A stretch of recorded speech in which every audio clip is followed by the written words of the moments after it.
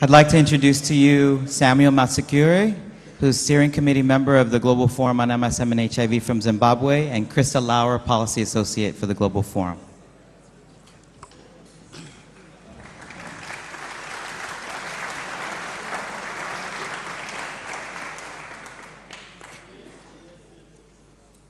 Good afternoon, ladies and gentlemen.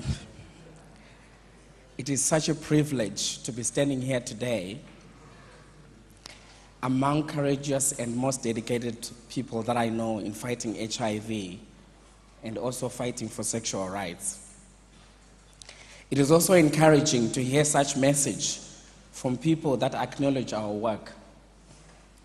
We heard this morning from Michelle Sideb that the work that we are doing is bearing fruits. The laws are changing in certain countries, but we still have to forge on. In the last couple of weeks, it has been a tough time for Zimbabwe, especially the gay and lesbian community.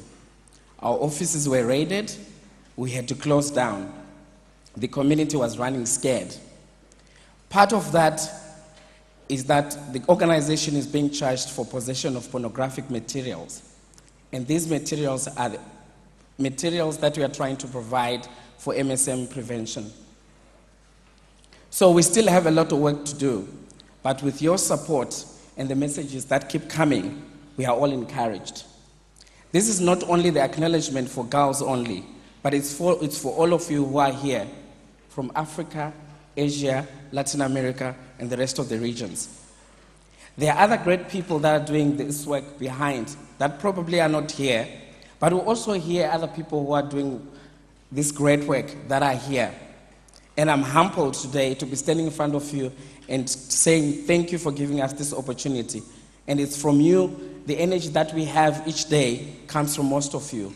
Thank you.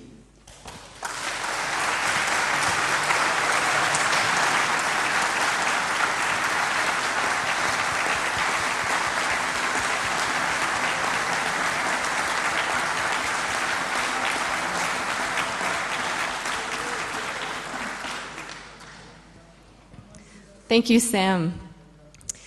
In my role, I have the humbling privilege of getting to work with inspiring and extraordinary advocates and implementers like Sam and so many others like him. Thank you all very much for being here today, and as Sam said, for those who could not be here. I also have the privilege today of introducing the moderator of our next session, who is renowned as a passionate and unrelenting advocate, bringing action to bear on addressing the intersection between social injustice and HIV risk. Over the course of his career, he's led the Ontario New Democratic Party and spent nearly 2 decades with the United Nations, serving as Canadian Ambassador to the UN, Deputy Executive Director of UNICEF, and from 2001 to 2006 as the first ever UN Special Envoy for HIV/AIDS in Africa. He currently serves as co-director of AIDS-Free World, as Professor of Global Health at McMaster University, and as Chair of the Board of the Stephen Lewis Foundation. But to be honest, I'm sure that he doesn't need any introduction because you already know him. If you have ever heard him speak, I'm sure you have not forgotten because his words stay with you. He inspires and challenges us all to bring an end to this epidemic and to never lose sight of the urgency of this race against time. He's gone about this work at all levels, ranging from the highest offices of power, recently speaking out at the Commonwealth Heads of Government meeting against proposed anti-homosexuality legislation, to proposing grassroots action for those in need of support. And here I'd actually like to highlight his Grandmothers to Grandmothers initiative, which to date has raised over $9 million in support of grandmothers in countries in sub-Saharan Africa. And the reason I do that, which is also indicative of his reach, is that my own grandmother told me to tell him when I saw him that she's a supporter of the program.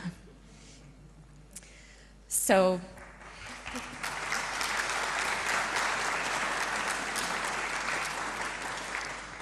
for fighting for equality and the HIV response and ensuring that no one is left behind, it's an honor to present a hero of mine, Mr. Stephen Lewis.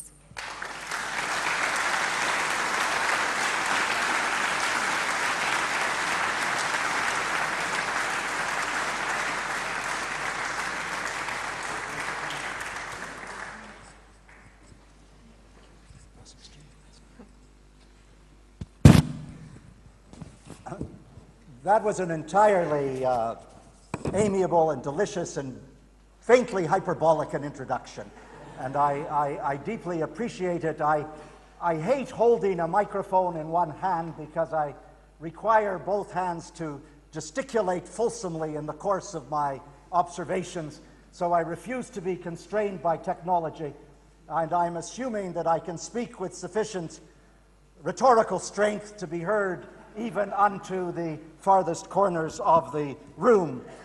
I feel immensely privileged to be part of this notable gathering today and to share a platform very shortly with the panelists who will be assembled for the final series of observations, which I shall pretend to moderate simply by introducing them.